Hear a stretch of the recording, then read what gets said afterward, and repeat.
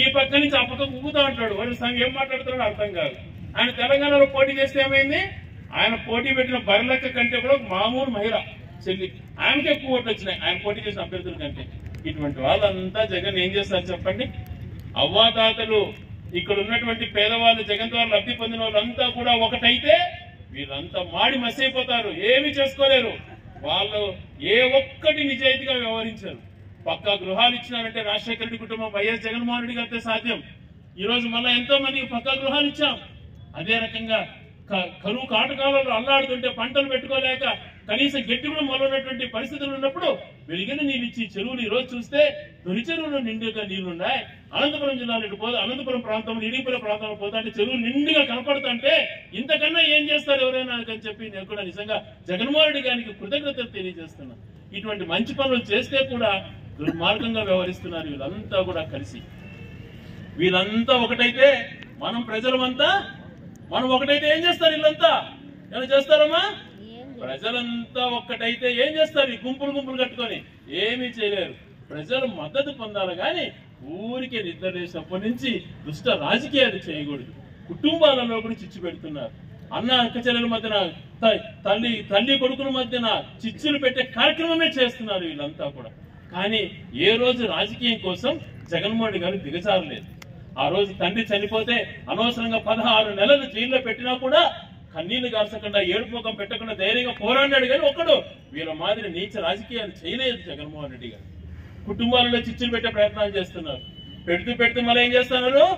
మళ్ళా వాళ్ళే కథలు రాస్తున్నారు. శ్రీకాంత్ రెడ్డి శరీరంలో పక్కపోతాడంట అని రాస్తున్నారు. సిగ్గుండాలి. వారి పిచ్చిన కొడుకలారా, మీ మాదిరి యదోపనులు చేసేటువంటి క్యారెక్టర్ కాదురా. మీ ప్రజలు మద్దతు రాజకీయాలు చేసేటువంటి వాళ్ళం, చిత్తశుద్ధితో రాజకీయాలు చేసాం. ప్రజాసేవే ధ్యేయంగా, నిజాయితీ శ్వాసగా బతికేటువంటి వాళ్ళం. జెండా పుట్టింది మన చేతుల పైన పుట్టినటువంటి జెండా మన నాయకుడు జగన్మోహన్ రెడ్డి. ఈ ఊపిరి ఉన్నంత వరకు, శ్వాస ఉన్నంత వరకు మనం ఎవరితో ఉంటాం? జగన్మోహన్ రెడ్డితో ఉంటాం. కానీ ఇంకొక నీచులు నికృష్టులు మాట్లాడే విధంగా వీళ్ళ మాదిరి రోజుకు ఒక పార్టీ మారేటువంటి గుణం పొంది కాదు.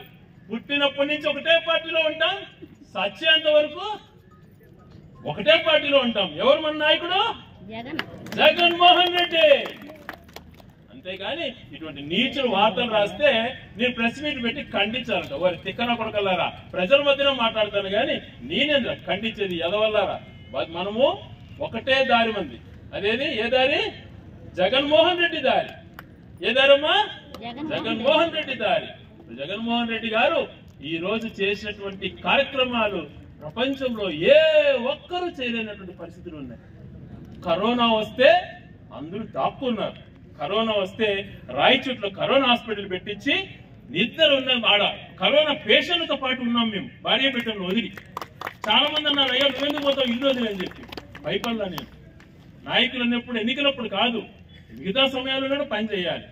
ఇదే కరోనా వచ్చి అందరూ దాముకుంటే ఏ ఒక్కరు బయటకు రాని పరిస్థితుల్లో ఆనందం అందిస్తే ఏదో మా జీవితాలు బాగుపడతాయంటే సొంత 30 లక్షలు పెట్టి ఇంటింటి ఆనందం ఉంది పంపించిన వీళ్ళంతా పలికినారు. అప్పుడు ఓట్లు అడిగేవాళ్ళు ఎక్కడున్నారు? వీళ్ళంతా ఇప్పుడు వస్తున్నారు బయలుదేరి, మాకు ఓటేయండి, అట్టేయండి, ఇట్టేయండి అని చెప్పి. ఎప్పుడు కూడా ప్రజాసేవే ధ్యాసగా, ఎన్నికలప్పుడే కాకుండా మిగిలిన సమయాలలో కూడా రాజకీయాలు చేస్తూ ప్రజాసేవే ముఖ్యంగా ప్రజలకు మేలు జరిగే విధంగా ఈ రోజు చుక్కల భూముల విషయాలలో కానీ, అసైన్మెంట్ విషయంలో కానీ, 20 సంవత్సరాలు దాటినటువంటి పట్టాల పైన రెగ్యులరైజేషన్ చేసే విషయాలలో కానీ అనేక అంశాలలో మన నాయకుడు మంచి చేస్తున్నాడు.